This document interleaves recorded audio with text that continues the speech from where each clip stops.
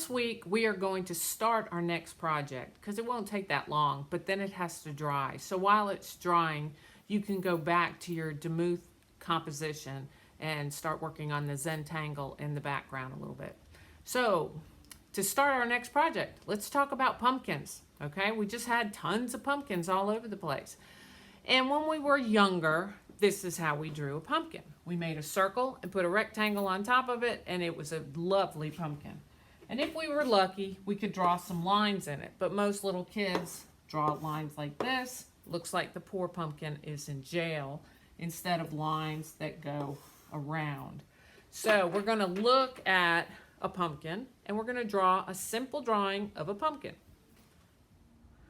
Okay, we're going to draw on paper, but we want it to be as light as possible. I'm going to draw a little bit darker so you can see it, and then I'm going to go back and erase. So we can start off with that nice circle or oval shape. Okay? There we go. We want to leave a little bit of room at the top, and we want to leave a little bit of room at the bottom and on the sides. If we look at the top where the stem is, you can see how it's not just a flat rectangle. It's almost like a little star in there where it kind of comes into these lines that are going down. So we have to keep it super simple on this one, but I'm going to have a couple lines go off to the side, and then I'm just going to branch out, maybe 1, maybe 2, and 3, and that's it. Keep it super simple. And then on the top, instead of having it just cut off flat, I'm going to give it a little oval. All right, so that we've got that. If you really would like to put another line down there, you're welcome to it. But again, keep it super simple. All right? Then on your lines on the pumpkin, we might have one that comes straight down the center. But then we know that they all connect at the top, and we know they all connect at the bottom. So maybe just lay in a couple more on each side. Kind of make it look like a basketball or something. So they're all coming down there. We just don't want them straight like he's in jail. Okay, and if you want to, you can go back and erase these little lines right in there. That looks pretty good, and it's nice and simple. We're going to include a ground line that moves behind the pumpkin. That's easy. We're going to give it a leaf. And again, I'm going to keep that super simple too. Maybe just loop it around one side, loop it around the other side, and erase whatever's in the middle. And we know that it's a vine. And vines have a tendency to send out little tentacles to find things to grab onto and wrap around and grow in that direction. So maybe out here I'm going to give it a little vine shape. All right, and that's it. I don't want to make these loops too small. We're going to go back over every single one of these lines with glue. So if I make these too small, then the glue is going to fill it all in and you won't be able to see the center. Same thing with the leaf. If I make the leaf itty bitty, then it'll all fill in with glue. And if I put too many lines in here, it'll all fill in with glue. So simple is better. And finally, I'm going to give my pumpkin a little shadow. So I don't want to make just another circle around there. I'm going to have the shadow move off to one side or have the shadow move off to the other side. And I'm going to make it more like an oval. I'm going to start at the base of the pumpkin, right down in smack in the middle, and just bring that oval out and around and back in and stop.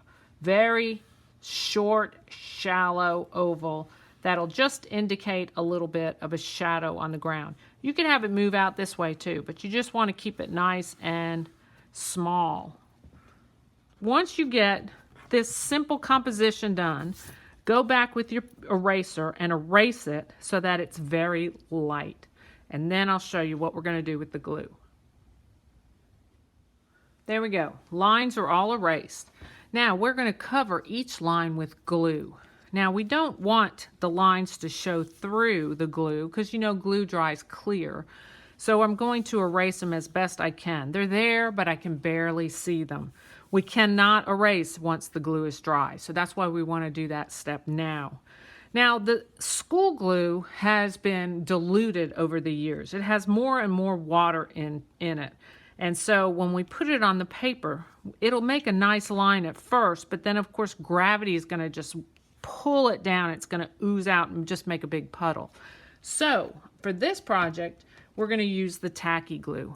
We've used this before. We love the tacky glue because it is very sturdy. It has less water in it. But that also makes it a little bit more difficult to use because it's so thick. But tacky glue has done an awesome job in redesigning their bottles, but so they have a flat bottom that you can stand on so that the glue is always down near the tip and ready to come out.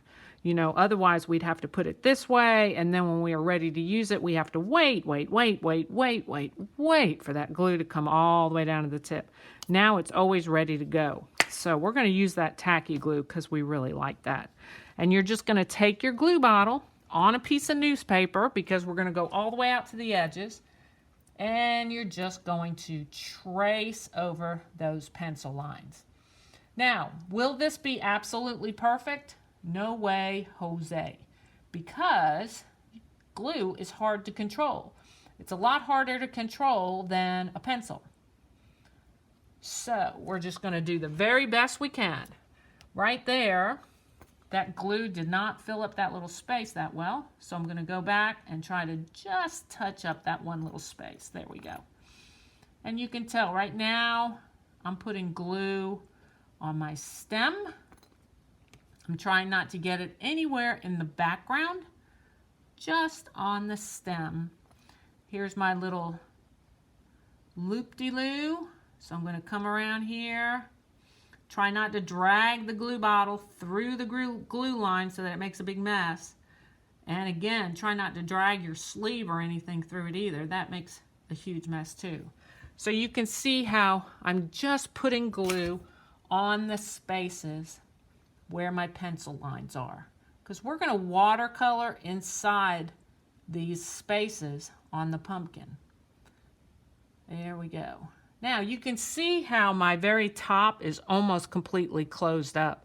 So I probably used a little bit too much glue there, but you can imagine if that was Elmer's glue, it would be even worse. And I'm just going to finish all that up, including the ground line and the leaf. There we go. Everything's done. Ground line's done. Shadow is done. Leaf, all that stuff. Now you can see how some lines are very consistent along there, and then some lines are bumpity.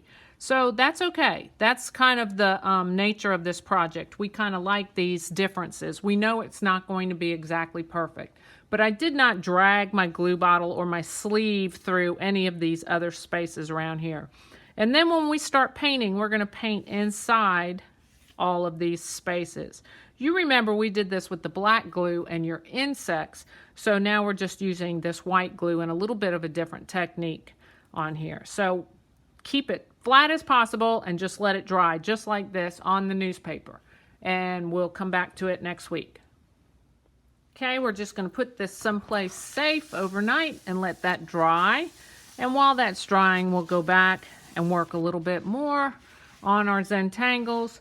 You can see I've got a lot of good stuff going on here, but I still have a couple of little places out by the edges to work on, so I will do that now. Alrighty, and we will be back with you next week. Bye-bye.